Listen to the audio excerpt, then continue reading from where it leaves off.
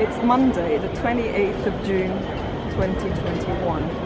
We woke up at the crack of dawn, drove about 150 miles to get here, the best place in the world. The lagoon, Venice, St. Mark's Square. It's hot, but the breeze on the seaside is helping us cope.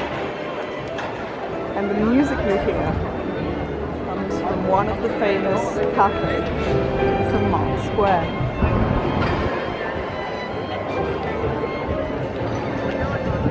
After COVID-19, not many tourists have ventured into the city of Venice.